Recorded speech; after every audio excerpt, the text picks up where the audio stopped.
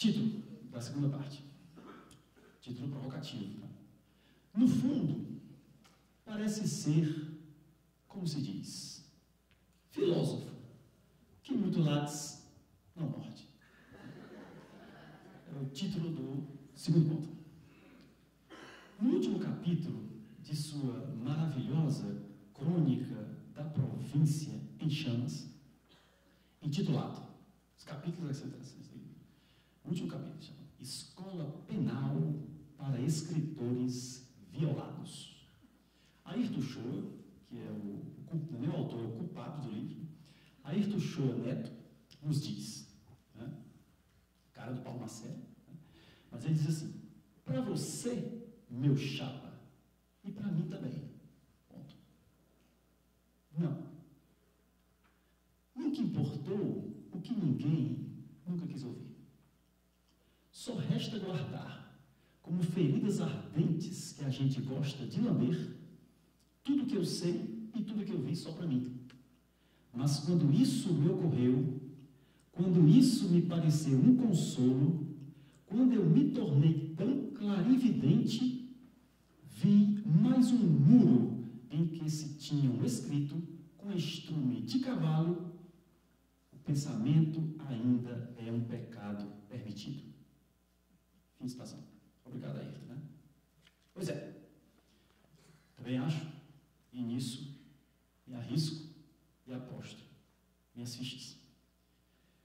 Quem quer que leia as conversas com filósofos brasileiros, aconselho a todos e a todas que gostam de filosofia, falam português, vivem no Brasil ou não, mas se sentem minimamente afetados, quer dizer, instigados, emocionados, ou como queiram, por isso que se poderia chamar de alguma maneira de brasilidade, que leiam esse texto. Quem quer que leia as conversas com filósofos brasileiros, organizado, já disse, Marcos Nobre e José Rego, compreenderá as provocações, os riscos e as tarefas que dois estrangeiros sul-americanos, e, como são filósofos, imagino que também sem dinheiro no bolso, desnudam e expõem ao sol para todos os interessados em filosofia e em sua prática no Brasil. O equatoriano Gonçalo Armijos Palacios, o argentino Julio Cabrera. Também aconselho os dois livros. O primeiro, Palacios, sem pudor, expõe claramente a bicheira de como fazer filosofia sem ser grego, estar morto ou ser gênio. Eis o título da peça. Mais direto, impossível. Ou seja, depois disso, ou se faz uma curva, ou se para tomar um café cearense de filosofia. O argentino, em seu excepcional Diário de um Filósofo no Brasil, ao que tudo indica, também na filosofia não deixa por menos e nos lança um desafio, a nós todos brasileiros. O que preferes ser? Um grande comentador ou um pequeno filósofo? Eu, por mim, complementaria.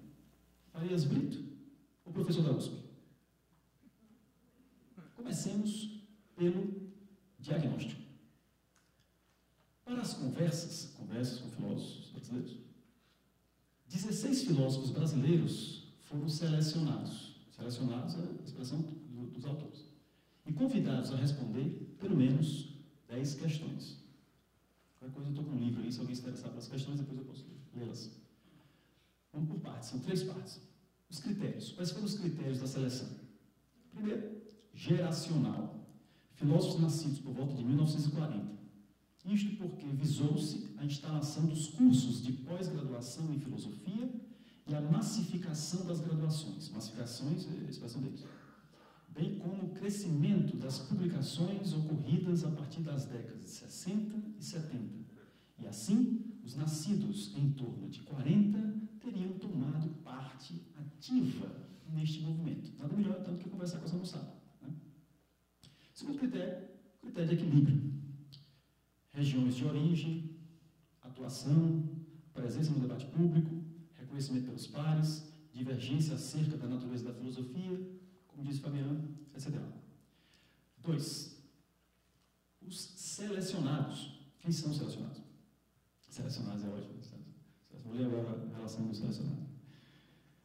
Só fera, né? Miguel Reale, Henrique de Lima Vaz, Gerd Bornheim, Benedito Nunes, José Arthur Gianotti, Oswaldo Porchat, Rui Fausto, Leandro Conder, Bento Prado Júnior, Guido Antônio de Almeida, Raul Landim Filho, Técio Sampaio Ferraz Júnior, Marilena Chauí, Paulo Arantes, Carlos Nelson Coutinho e Baltazar Barbosa Filho.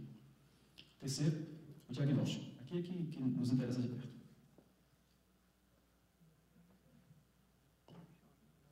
O diagnóstico. Triste, né? Difícil que eu fiquei, sei lá, eu fico assim. A pergunta: seria possível falar de uma filosofia brasileira? Como o senhor, como a senhora, vê as relações entre a filosofia e a cultura brasileira? Tinha lido esse livro há um tempo, voltei e vou tentar fazer uma estatística, né? Tem engenharia civil também, que não serviu para nada, pode ser que sirva para fazer uma estatística. Então, peguei só essa questão, né? Mapeei todo o livro, vamos ao resultado. Uma pessoa, portanto, 6,25% das questões, dos entrevistados afirmaram que sim, a filosofia brasileira. Uma pessoa. 16, 62,50% disseram que não. Não há. 31,25%, 5 pessoas, deram uma filosofada no mau sentido. Ou seja, driblaram para cá, driblaram para lá, mas a bola permaneceu no mesmo lugar.